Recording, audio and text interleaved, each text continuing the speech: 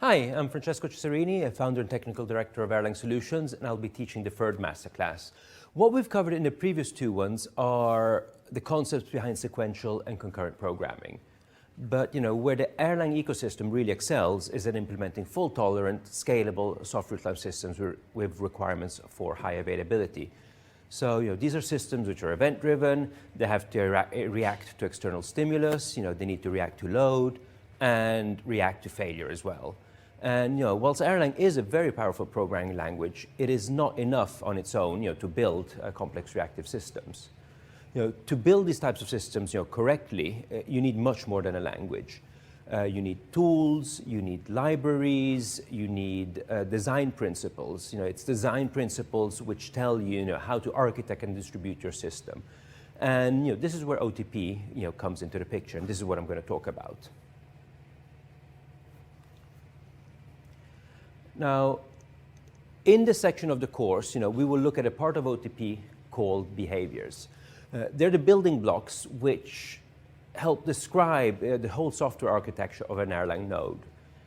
They've got design rules, which are used to group together these behaviors, and behaviors are grouped together into building blocks, we call applications, and they'll provide a standard way of solving problems, of making code clearer, easier to maintain, and understand. Now, to understand behaviors, we need to go in and actually understand the patterns of Erlang-based client-server architectures, as well as other things happening behind the scenes, which can occur in concurrent systems. And here specifically, I'm thinking of race conditions, but we're not just limited to race conditions. There are failure conditions and many other things which can happen. And we will go in and try to explain some of these in the client-server section and the section of what's in a message.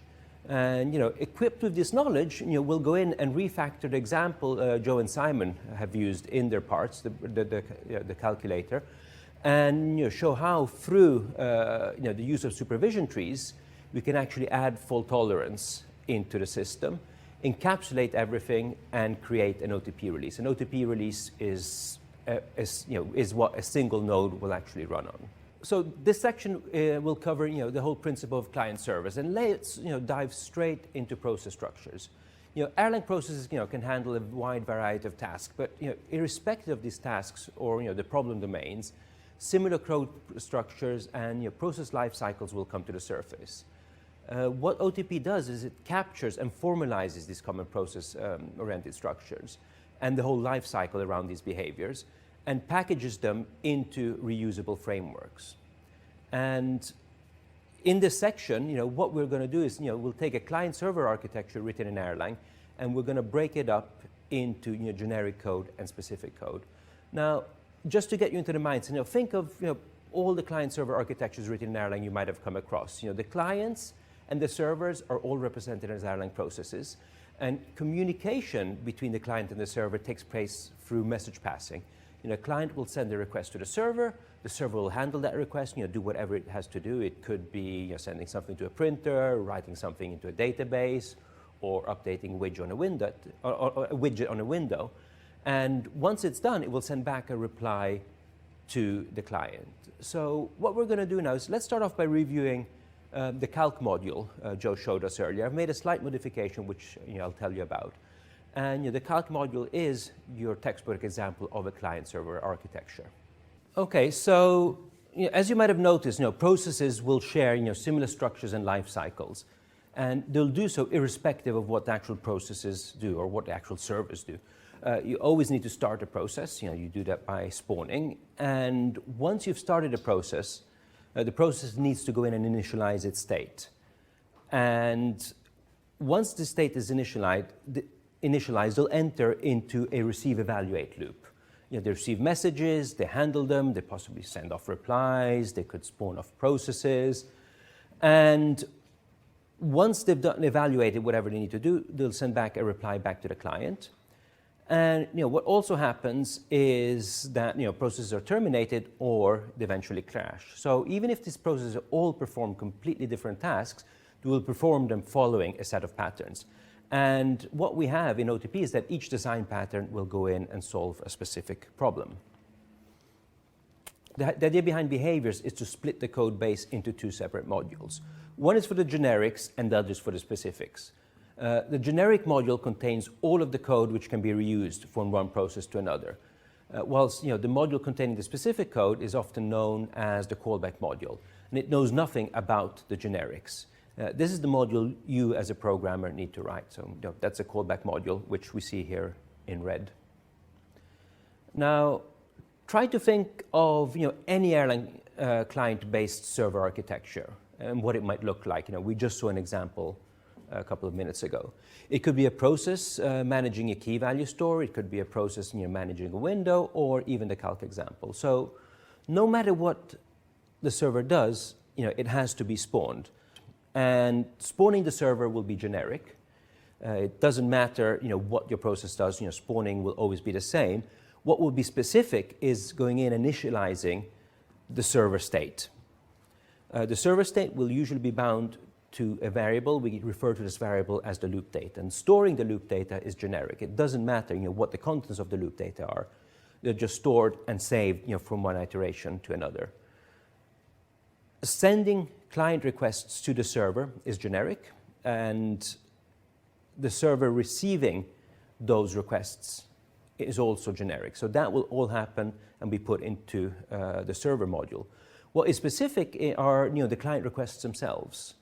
It could be enter something to a database, or evaluate this expression, or update a widget in a window. And how these requests are handled is very specific to the application you're dealing with.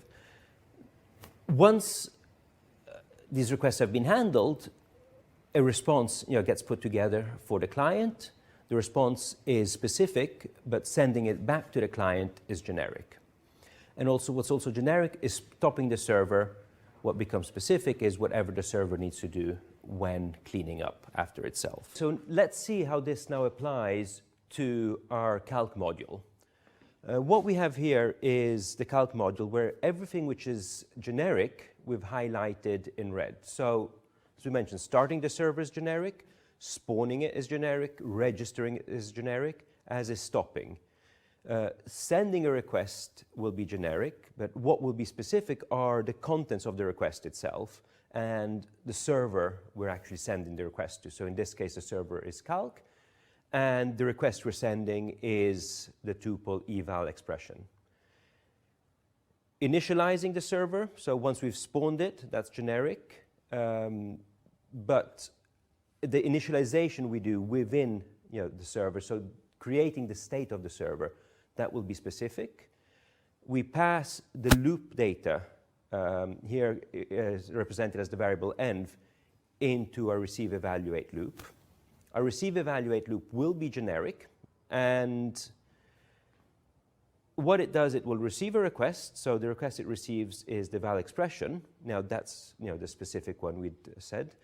And what it does, it will evaluate that expression. So handling that particular expression will be specific, but sending it back to the client is a generic action. Once we're done, we loop again back into the receive evaluate loop, and wait for the next request to come in. And then finally, stopping the server is generic. We send a message stop to the receive evaluate loop. We receive it there, and what is specific in this implementation is the actual cleaning up. And in this example, all we're doing is providing some visual feedback that the server is terminating. So let's take this module now and break it up into two separate modules. So let's break it up into a generic module and into a specific module, a callback module.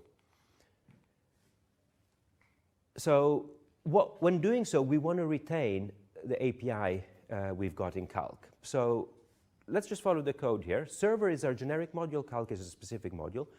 We call calc start, and we'd send, starting a server is generic. What's specific is what we register, the alias we register the server with, the name of the callback module, and environment variables we pass to the init function. So we pass the name of the server and well, the environment variables to the server. We pass them in as variables.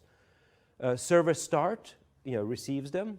It spawns a new process, so it spawns a server in the server module. the server, will take, the init function in this case will take 2 arguments, the name of the callback module, and the arguments.